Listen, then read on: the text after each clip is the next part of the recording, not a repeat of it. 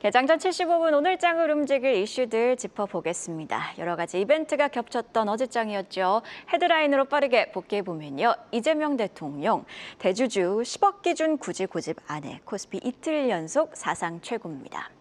오전 10시부터 이재명 대통령의 취임 100일 기자회견이 진행됐죠. 여러 발언이 나왔는데요. 자본시장 방향성과 관련 있는 내용들을 키워드로 좀 체크를 해보면요. 상법 개정에 주식시장 활성화와 안정화 강조, 확장 재정, 그리고 국민연금 등 연기금을 보유한 전체 자산에서 국내 주식 비중이 작은 점을 두고 이해가 안 된다고 언급을 하면서 시장에는 향후 연기금의 국내 투자 확대 방안이 마련되는 것 아니냐는 기대감까지 형성이 나왔습니다. 그리고 섹터 단에서는요, 원전보다는 재생에너지를 강조하기도 했죠. 이날 시장이 가장 주목한 건 양도세 대주주 기준, 그러니까 현행 50억 원으로 유지가 되느냐 혹은 정부가 제안한 10억 원으로 추진이 되느냐겠죠. 대주주 양도세라는 키워드에 귀를 쫑긋 기울인 시장, 관련 내용 한 발 더 들어가 보면요.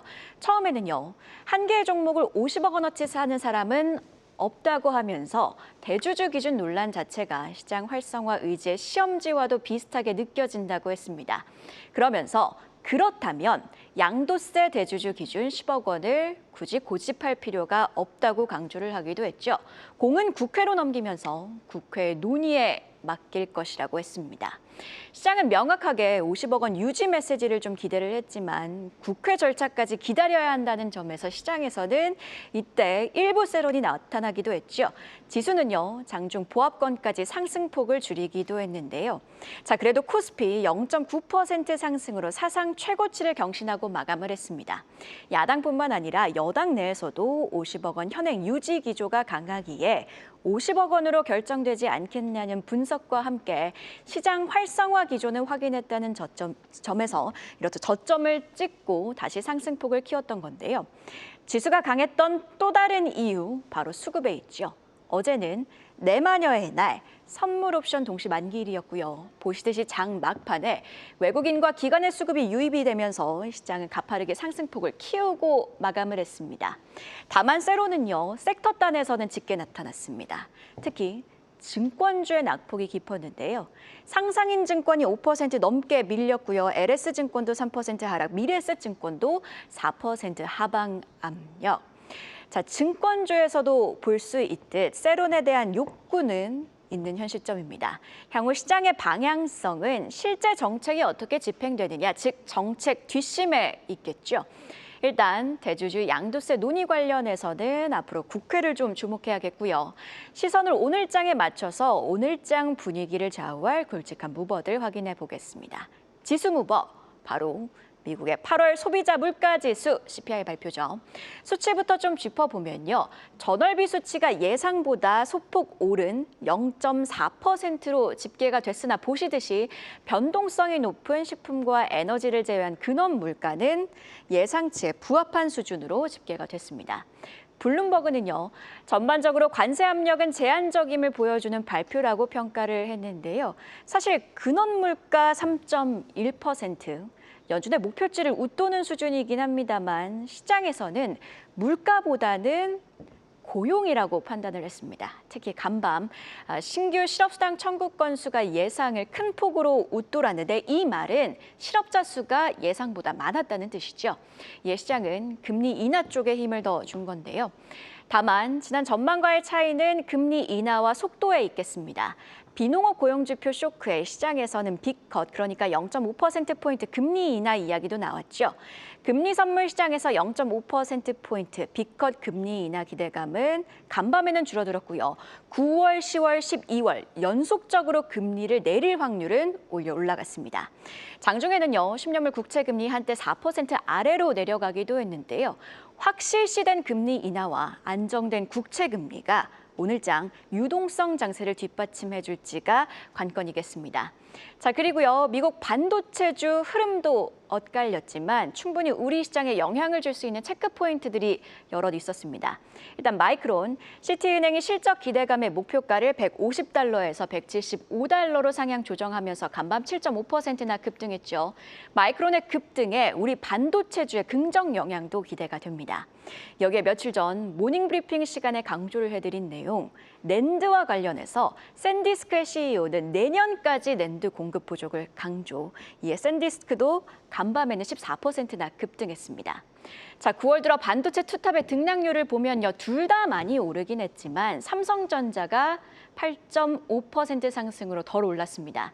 간밤 브로드컴이나 소프트웨어주지만 AI 기대감을 키웠던 오라클도 차익 실현성 매물에 밀렸다는 맥락에서 오늘은 상대적으로 글로벌 낸드 시장 점유율 1위 삼성전자가 부각될 수 있을지 함께 확인해 보시죠. 자, 다시 큰 틀로 좀 돌아와서요. 시장은 CPI까지 빅 이벤트들을 속속 소화했죠. 야간 선물은 간밤 1.3% 상승 마감, 갭상승으로 출발할 가능성 높습니다. 다만 개장 이후 빅 이벤트를 모두 소화했기에 개별 종목 장세가 연출되는지는 지켜봐야겠습니다. 그럼 애프터마켓 특징주 안혜수 캐스터와 함께 확인해 보시죠. 네, 애프터마켓 마감 현황 체크해 보시죠. 코스피 시장 상승률 상위 종목부터 확인해 보겠습니다. 식품주들의 활약이 돋보이는 저녁이었습니다. 농심과 오뚜기가 정규장의 강세 이어갔는데요. K-팝 데몬 헌터스 열풍으로 K-푸드 수요가 점점 더 커지고 있다는 언론 보도가 나오면서 가장 눈에 띄는 상승세 보인 농심 10% 넘게 상승했습니다. 또 어제 조선 기자재주들은 순환매 보인 가운데 대한조선은 가장 많은 거래량 보여주면서 상승 마감했고요. 짝꿍처럼 함께 다니기 시작한 반도체와 데이터 센터 전력 관련 테마들도 강세 보이며 마감했습니다. 다음은 코스닥 상승률 상위 종목 보시겠습니다. 세계 최초로 무인 운반차 및 자율주행 로봇의 전체 제어 시스템을 자체 내재화한 제닉스 로보틱스 특징주로 소개해드렸죠. 어제 7%대 오르며 가장 많은 상승세 이어갔습니다. 또 메디포스트는 최대 2,500억 원 규모의 투자 유치를 추진한다고 알리며 장마감 후 급등세 보였고요. 코스닥 시장에서도 식품주가 강했습니다. MSC 6% 상승했고요. 어제 고체 산화물 연료전지 관련주들은 AI 데이터 센터의 전력 수요 급증으로 신속 가능한 발전원으로 각광받았죠. 범한 퓨얼셀 메일마켓에서 19% 넘게 상승 후에 저녁에도 6% 넘는 상승세 보여줬습니다. MB다이스도 동반 상승세 이어갔습니다. 삼양식품의 빛에 가려졌던 농심이 K-팝 데몬 헌터스와 협업해 선보인 한정판 제품이 큰 인기를 끌며 어제장 폭발적인 상승세 보여줬습니다. 지난달 농심몰에서 출시된 캐대언 한정판 신라면 1000세트는 판매 시작 1분 40초 만에 완판됐습니다. 이번 스페셜 세트는 신라면 컵에 캐대언 주인공 캐릭터를 새겨넣은 제품으로 폭발적인 반응을 얻었는데요. 온라인뿐만 아니라 대형마트를 통해서 캐대언 속에 직접 노출된 신라면과 새우깡을 비롯한 협업 제품을 확대하며 대표적인 수혜주로 꼽혔고요. 어제 그 기대가 드디어 현실이 됐습니다. 본장에서 19% 급등, 애프터마켓에서도 10% 넘게 추가로 상승했습니다. 단순 협업을 넘어서 실적 모멘텀으로 이어질 수 있을지 주목하셔야겠습니다. 줄기세포 치료제를 개발하는 메디포스트는 대규모 투자 유치에 나섭니다. 투자은행 업계에 따르면 메디포스트는 최대 2,500억 원 규모 자금 조달을 추진 중인데요. 최대 주주인 스카이레이크와 크레센토가 각각 500억 원을 추가 투자할 예정입니다. 이번 자금은 대표 제품 카티스템의 미국 임상 3상을 위한 준비 단계에 투입됩니다. 카티스템은 무릎 연골 결손 치료제로 국내에선 이미 허가를 받아 판매되고 있고요. 또 미국 진출을 위한 마지막 관문을 앞두고 있습니다. 이번 투자 유치를 통해서 글로벌 시장 확장이 본격화될 수 있을지도 이어지는 분석에서 함께 하시죠. 지금까지 애프터마켓 스토리 전해드렸습니다. 애프터마켓 특징주 안혜수 캐스터와 함께 확인해 봤고요. 계속해서 증시 모닝 브리핑, 오늘은 24인베스트먼트 손창현 팀장과 이야기 이어가도록 하겠습니다. 팀장님 혹시 캐대언, K-팝 데몬 헌터스 보셨을까요? 저는 나오자마자 봤죠. 저도 봤는데 이 캐대언의 인기가 정말 끝을 모르고 올라가고 있습니다. 어제 애프터마켓에서 강했던 농심도 좀 이 캐대언이랑 관련이 있는 것 같습니다. 캐대언과의 협업 소식에 애프터마켓에서 상한가, 농심이 상한가를 가는 건 좀 처음 보는 것 같은데 여기서 중요한 건 이후의 전략을 어떻게 세우느냐일 것 같아요. 어떻게 보고 계실까요? 일단 농심이 좀 긍정적으로 볼 수 있는 대목이 글로벌 매출 비중이 적습니다. 어떻게 보면 삼양식품이 해외 매출 비중이 70%인 걸 감안을 해보면 농심은 26%밖에 되지 않기 때문에 이제 캐대언에 관련돼서 직접적인 영향을 받는다고 하면 상당히 좀 긍정적인 효과를 해외 쪽에서 누릴 수 있을 거라 보고 있고요. 그렇기 때문에 캐대언 지금 이제 농심 관련된 신라면으로만 판매가 되고 있지만 결국엔 새우깡이라든지 다른 상품에 대한 콜라보도 본격적으로 진행이 된다라고 하면 조금 더 긍정적일 수 있을 것이다. 그리고 단기적으로 봤을 때는 라면 관련된 종목들이 좀 더 수혜를 받을 가능성이 높을 것 같아요. 그래서 농심을 비롯한 오뚜기나 삼양식품으로도 확대가 될 가능성이 높을 것 같고요. 여기에 이제 스낵과 음료, 빙과류에 대한 품목 확대도 좀 기대를 해볼 수 있을 것이다라고 볼 수 있을 것 같습니다. 이제 단기적인 성과보다는 K푸드 관련된 글로벌 확대로 중장기적인 흐름으로 좀 지켜보셔야 될 필요가 있다. 그리고 농심이 단기적으로 많이 상승을 했기 때문에 오늘 갭 상승을 한다라고 하면 일부 좀 수익 실현을 하셔도 좀 되는 구간이 아닐까라고 말씀드릴 수 있을 것 같고요. 익절가는 한 46만 원 정도 깨지지 않으면 계속 보유하는 전략으로 가져가면 좋지 않을까 그렇게 좀 정리를 해보도록 하겠습니다. 네, 농심 단기 관점에서 역시나 캐대언 열풍송에서 라면 기업의 수혜가 예상이 된다 이렇게 강조를 해주셨습니다. 자, 두 번째도 함께 확인해 보도록 할 텐데 두 번째 특징주는 메디포스트입니다. 최대 2,500억 원 규모의 투자 유치를 추진하겠다는 소식을 전하면서 애프터마켓에서 강세를 보였는데 구체적인 내용 짚어주시죠.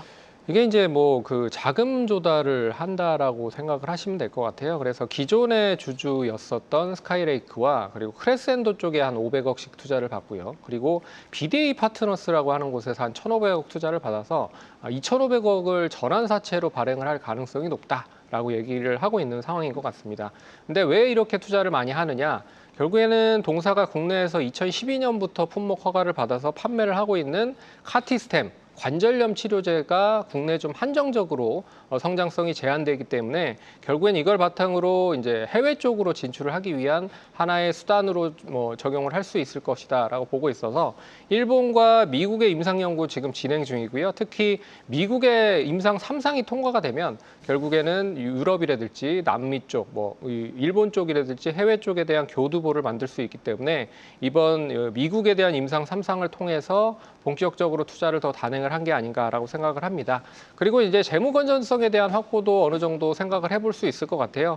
동사는 작년 영업이익이 마이너스 485억이었고요. 순이익이 마이너스 634억이었습니다. 그렇기 때문에 재무 조달을 어느 정도 하면서 일단 재무 건전성도 확보를 해놓은 상황이다라고 보실 수 있을 것 같습니다. 근데 어제 기준으로 봤을 때 메디포스 시가총액이 4,394억이었어요. 근데 이 시가총액에 2,500억을 전환사채로 발행을 한다라고 보면 단기적으로는 당연히 이제 긍정적인 효과로 상승을 할 수 있다라고 보고 있습니다. 하지만 중장기적으로 봤을 때는 역시 오버행 이슈가 이어질 가능성이 높다. 그렇기 때문에 기술적으로 봤을 때는 한 15,000원 정도 선까지는 상승을 할 수 있을 거라 보고 있지만 그 이상으로 상승을 하는 데 있어서는 좀 제한적일 가능성이 높을 거라 보고 있어서 한 10,000원에서 15,000원 박스권이 조금 더 이어질 가능성이 높지 않겠느냐 그렇게 정리를 해보도록 하겠습니다.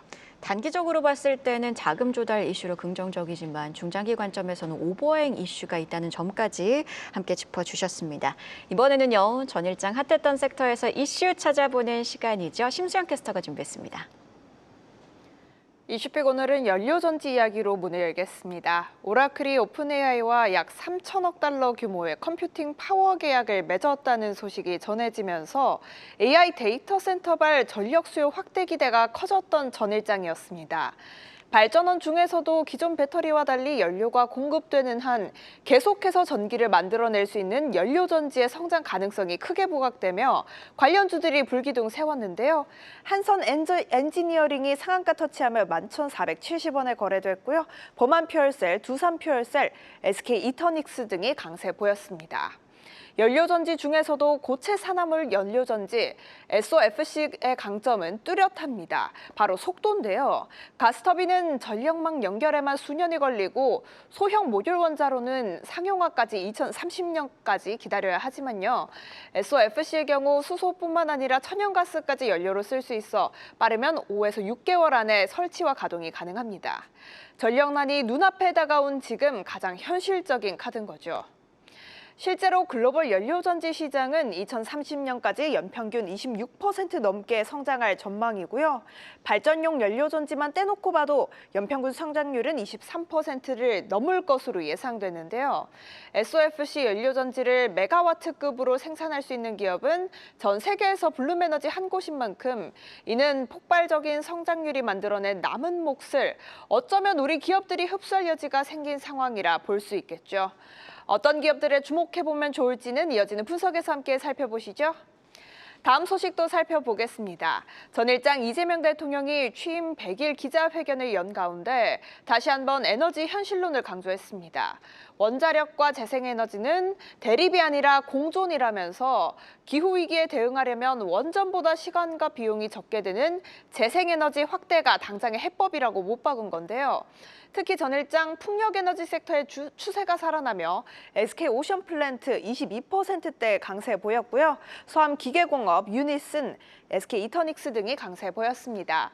친환경 관련주 중에서도 태양광이 아닌 풍력이 유독 강했던 이유는 바로 정부에서 그 전날, 그러니까 이틀 전에 범정부 해상풍력 보급 가속 TF 출범 회의를 열었다는 점이 함께 부각이 됐기 때문인데요. 2022년부터 선정된 국내 해상풍력 발전 사업들의 총 용량이 4.1기가와트 정도인데 산업부에서는 이들의 성공적인 정착이 앞으로 해상풍력 보급 가속화의 전체 성패를 좌우할 것이라며 지금이 골든타임이라는 발언까지 내놨습니다. 정책 모멘텀이 뚜렷했던 어제 관련주 어떻게 접근하면 좋을지도 이후 분석에서 함께 살펴보시죠. 지금까지 심수연이었습니다. 이슈픽 첫 번째 내용으로 짚어봤던 내용, 연료전지와 관련된 이슈 체크를 해보도록 하겠습니다. AI 데이터 센터 붐 속에서 전력난이 부각이 되고 있습니다. 이 전력난의 해소 해법 중에 하나로 연료전지가 다시 주목을 받고 있는 상황인데 이 연료전지주들의 상승세가 무섭습니다. 특히 수소 관련해서는 블룸에너지 간밤에도 6.8% 넘게 상승 곡선을 그렸는데 어떻게 보고 계실까요? 추가적으로 상승은 가능할 수 있을 것 같아요. 그리고 이게 이제 고체 산화물 연료 전지, 예전에는 수소 쪽에 많이 비중을 많이 두고 연료 전지를 개발했는데 이게 이제 고비용과 인프라 부족으로 인해서 상당히 좀 애를 먹었었던 부분이 없지 않아 있습니다. 근데 이거를 LNG로 전환을 하면서 어떻게 보면 효율도 높아졌고 비용도 좀 낮아지는 그런 효율적인 전지를 만들었다는 거죠. 그래서 가장 빠르게 좀 진행을 할 수 있다는 게 최대 장점인 것 같아요. 그래서 대규모 여러 가지 건설을 하는데 5에서 7년, 원전도 한 10에서 15년. 하지만 연료전지는 설치 후에 한 5에서 6개월만 되면 어떻게 보면 이 전력을 생산할 수 있는 그런 구성을 만들 수 있기 때문에 이 LNG 관련된 연료전지가 특히 더 많이 사용이 될 가능성이 높다라고 볼 수 있을 것 같고요. 그런 점에서 어떻게 보면 어제 오라클과 오픈AI의 투자로 인해서 이 미국 쪽 관련된 종목들이 상승을 했고 우리나라 관련된 종목들도 상승을 했다. 제가 봤을 때는 데이터 센터 전력 인프라 이후에 어떻게 보면 테마주가 이쪽으로 다시 부각을 할 가능성도 높다라고 보고 있기 때문에 저는 이제 범한 퓨얼셀과 두산 퓨얼셀을 좀 관심 있게 봐야 될 필요가 있지 않을까라고 말씀드려야 될 것 같습니다. 네, 지속적인 관심 강조를 해주셨고요. 이번에는 재생에너지 관련주 이야기로 넘어가 보도록 하겠습니다. 취임 100일차 기자회견에서 이재명 대통령 재생에너지 확대를 강조를 했습니다. 관련 정책 짚어주시죠. 일단 에너지 믹스 정책 계속 사용을 하겠다. 당연히 데이터 센터를 사용을 많이 짓기 때문에 에너지 당연히 많이 필요할 수밖에 없다라고 보고 있지만 현재적으로 당장 사용을 할 수 있는 쪽이 친환경 에너지, 재생에너지다라고 볼 수 있어서 친환경 에너지 쪽, 특히나 풍력 쪽과 태양광 쪽 관심 계속 가지실 필요가 있을 것 같고요. 특히나 이제 에너지 고속도로 정책 관련된 이슈도 계속 눈여겨봐야 될 필요가 있을 것 같습니다. 이게 총 사업비만 11조를 들여서 2030년까지 서해안 에너지 고속도로 풍력을 기반으로 만들고요.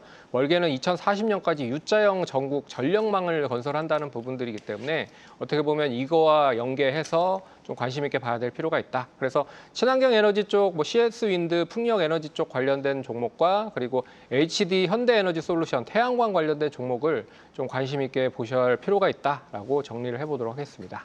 네, 이렇게 금요일 증시 모닝 브리핑, 오늘은 24인베스트먼트 손창현 팀장과 함께 자세한 이야기 나눠봤습니다. 고맙습니다. 계속해서 다양한 경제 이슈를 알고 싶다면 구독과 좋아요, 알림 설정 부탁드립니다. AI 캐스터 권미정이었습니다.